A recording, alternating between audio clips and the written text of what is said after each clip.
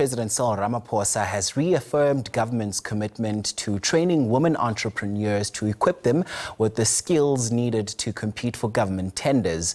Now, delivering the first State of the Nation address of the 7th Democratic Parliament last night, Ramaphosa said government will set up a transformation fund worth 20 billion rands a year over the next 5 years. This is to fund black-owned and small business enterprises.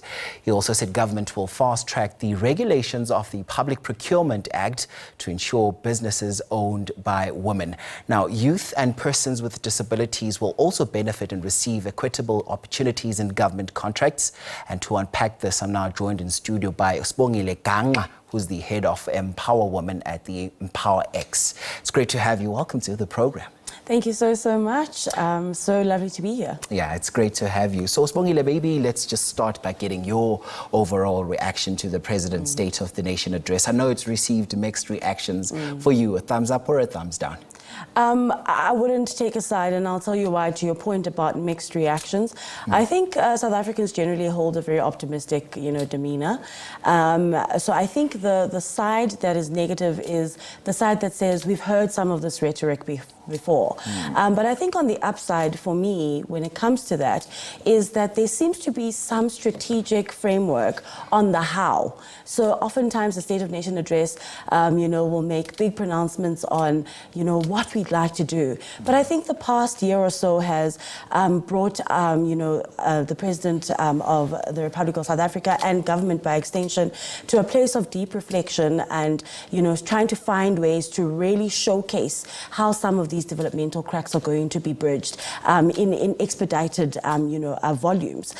So in that sense, for me, I think those frameworks that he has mentioned give hope in that sense, that in as much as the rhetoric is the same as previous State of Nations address, but this time there is a pathway and a roadmap that calls for collaboration, which is why Empowaworx is here. Yeah, and let's take a deep dive now. So the President has also highlighted, government's commitment to supporting women entrepreneurs. And this is a space and a cause that you are very passionate about and hold closest and dearest to your heart. Perhaps from your perspective and the work that you do around your organization, have these commitments really translated into the action that we want to see? Because I know some people even characterized the State of the Nation address as a lackluster SWOT analysis of the country, particularly when you look at issues such as women empowerment in the country. What's your take on that? Look, there have been strides, and this is based on our historical backdrop as EmpowaWomen. To your point, one of many platforms that we own as Empowaworx. And EmpowaWomen, through its industry-focused summits and the culmination of its leadership summit, which sees 16 to 30 industry stages converge to just showcase the interdependencies of industries for women in those partnerships and collaborations to bolster their participation in economic activity. We have seen that women have, received some sort of developmental support and empowerment, but not at scale, not enough to really recover lost ground. And I think with what he's done there, and we've been observing a lot of what the presidency has been doing around the Women Economic Empowerment Program, where they mentioned in recent months that there was an issue around women who have been lamenting that they're not getting big contracts. But then the research that came out of the presidency was that, there's a lack of compliance, which kind of speaks to lack of business acumen literacy to an extent. And then, of course, a lack of pipelining as well, right?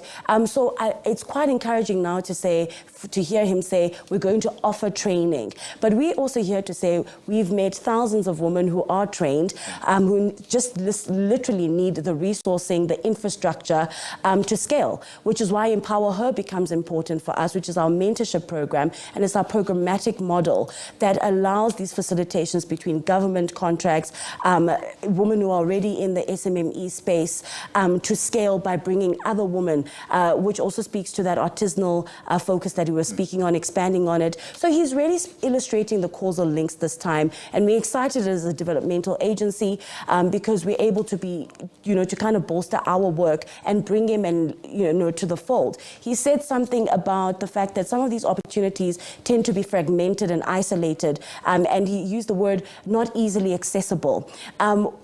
we go to communities. When you speak about Empower Youth, we go to peri-urban areas where young people are. He spoke about we need a government that works for the people. And ours is to say we also need a government that is worked by the people, because the people know the solutions on the ground. So in him wanting to reach out to communities, it's also an invitation to him to lean into spaces like Empower Youth, where we go to peri-urban areas and we activate and we convene over 20,000 young people in a week, just in one region, Orange Farm as an example. And he can really find young people with those solutions that he's speaking about, create the developmental programs that he wants in those spaces.